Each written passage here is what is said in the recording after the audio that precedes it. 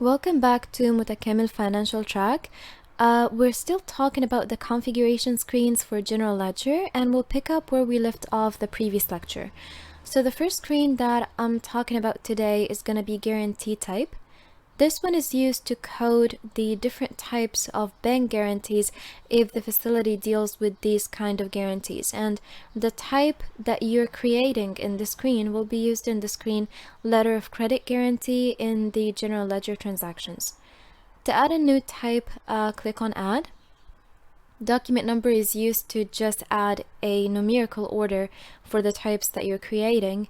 And in name, you will enter the name of the type that you're creating in the local language, Arabic in our case, and in English, you'll obviously enter the name in English or a foreign language. Click on save before you exit. We'll move on to the next screen, rules of procedure types. This one is used to create different types of bank guarantee procedures. You can code these procedures to be used in the screen letter of credit guarantee in the general ledger transactions, and this screen contains the same fields as the previous one and is used the exact same way. Moving on to extension type. The purpose of this screen is to add types of bank guarantee extensions. You will need to code the bank guarantee so you can use these types in the extension letter of credit guarantee screen in General Ledger, and the fields in this screen are similar to the ones in the previous screen and are also used the same way. Alright, now we'll talk about intermediate account screen. This one is used to add interface accounts. Interface accounts are kind of like the middleman between two accounts, so their balance should be 0 when you close a financial period. This screen here contains 3 tabs, all used to add different interface accounts. The first tab is about adding financial or accounting interface accounts. The second one is for inventory movements. And the third one is for the interface accounts for currency exchange. To add an account, you hit F9 in the account field and then select the account from the chart of accounts. If the account you want to use, by the way, as an interface account does not exist, then you will need to add it first from the chart of accounts screen. You can just go there by clicking on new.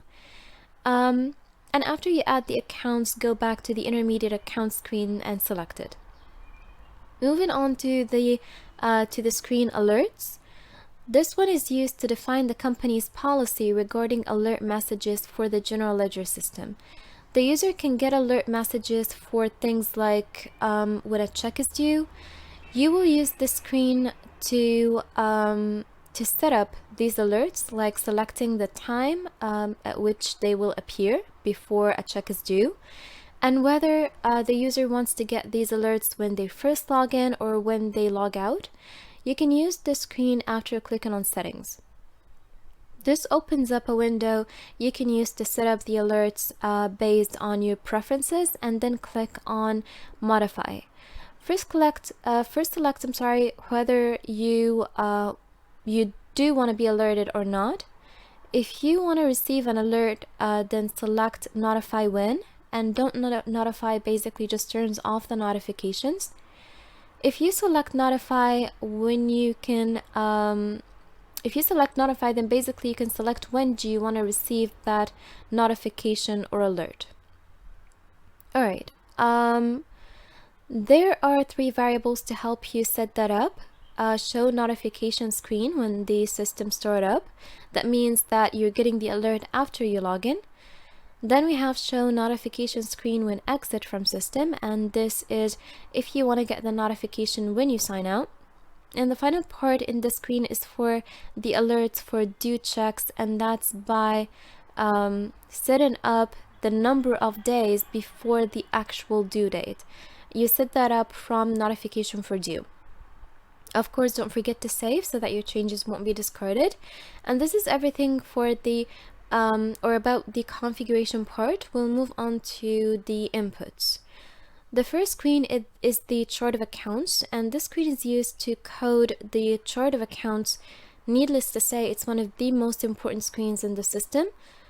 You can use it to code the accounts after you're done with the necessary setup, like setting up the financial period, currencies, accounts groups, and all that.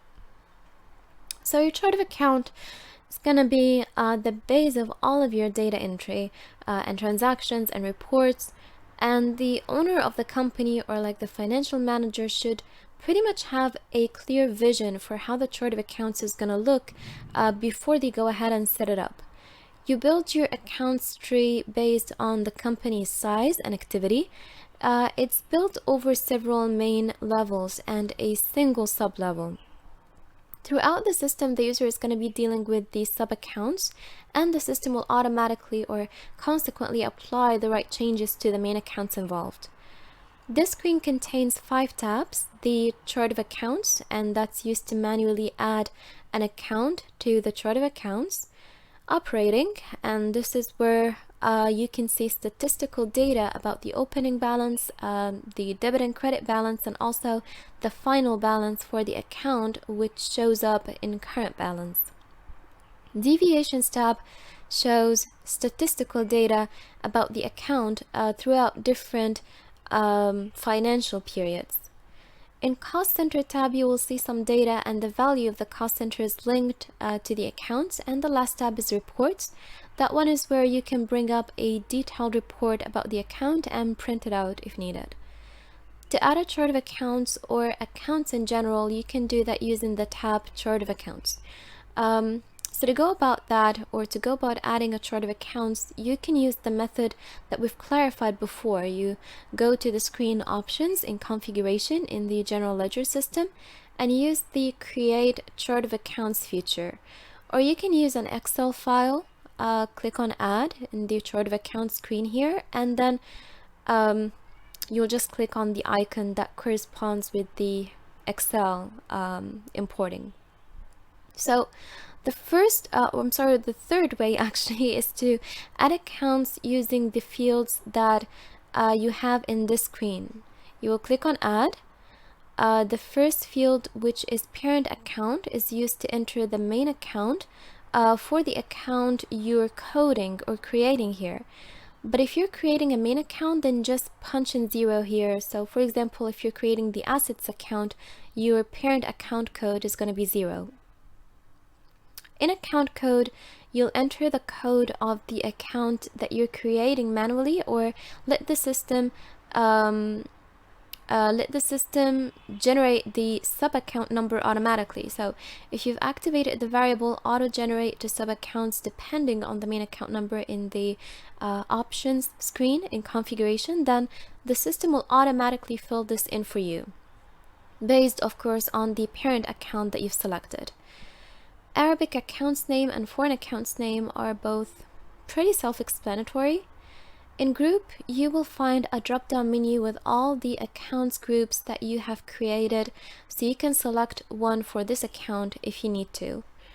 Account type is where you can determine whether it's a main account or a sub-account.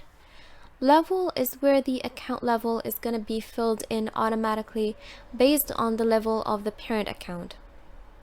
Sub-accounts are supposed to be all on the same level, which is the last level basically, and that's recommended so you can get balanced reports to make sure that mistakes don't happen. So basically what you want to do is that you can set a unified level for all of your sub-accounts by activating the variable select account sub-level from the options screen in configuration in the general ledger system. Alright, so you can use the field reports to select the type of the annual report, which will be linked to this account. You can pick the right one from the drop-down menu. As for balance sheet, it's selected for accounts like liabilities and assets. So basically the accounts which balance will be posted to an accounting period as open balances. Profit and loss is selected for the accounts that are based on profit and loss, like revenues and expenses. These accounts will be closed by the end of the financial period. Linked account, well, this field is used when you need to link an account to a certain work function or task, like dedicating an account for safes, banks, customers, or an interface account. So these accounts will be used in the system and the screens that to which these accounts basically have been linked. And by the way, note that when you link a main account, then that connection will reflect on all the sub-accounts as well. Currency is used to select the sub-accounts currencies, and you can link a minimum of one currency, and the system of course lets you work with more than one for each sub-account. The main accounts are automatically linked to the local currency though. The currencies you see here are the ones that have been coded in the screen currency, which is in system admin. You can activate a currency by ticking the variable active from the right, and if you want to deactivate it, then just select inactive. Minimum limit is used for the sub-accounts to basically set the highest limit for the balances or for the balance at the currency level for each linked currency. So the system will alert you in case you've exceeded that limit or went over that limit, and this field is optional, so you can set it up or not. It's completely up to you and the business needs. Minimum limit is used for the sub-accounts as well, and it is to set the lowest balance limit, and the system will notify you if you went below that limit. All done here, so we'll move on to cost center screen. The main purpose of the screen is to code and create cost centers so that we can use them in the transactions or link them to the accounts, vendors, or items. You can create all kinds of cost centers here, main or sub. First, click on add if you're creating a new cost center, but if you're modifying an existing one, then just go ahead and click on modify. We have 5 tabs here. Accounts entry, which is supposed to be cost center entry actually, but anyway. The second tab is operating, and this one shows statistical data on the opening balance, debit, credit, and also the final balance for the cost center, which shows up in currency balance. Third tab we have is deviations, and that one shows you analysis for the cost center over the different accounting periods. The fourth tab is below the minimum limit for the accounts, and here you can see accounts linked to the cost centers and their balances. Alright, then we have reports on the cost centers, and you can print that one out if needed. The most important tab here is the first one because basically that's where you're going to enter the cost centers details. The cost center number is entered here. As for main center, that one is used to enter the number of the main cost center or the parent cost center for the one that you're currently creating. So if the parent if the parent cost center's number is 1 and you want to create a sub cost center for that one, then enter the number 1 in main cost center field. But if you want to create a main cost center, then just enter the number 0. Center's Arabic name and English name are both for entering the name in local and foreign language. You can select the type of the cost center from the drop-down menu. Either it's a main cost center or a sub cost center. In level, the system will record the level of the cost center automatically based on what was entered in main center. If you've added cost center groups in configuration in the general ledger system, you will find these groups in the drop-down menu group. Just go ahead and select the one you want to add it to. As for the variable locked, that one is used if the user wants to deactivate this cost center. So this brings us to the end of today's lecture. Thank you so much for listening. Please don't forget to subscribe and follow us on Facebook and Instagram.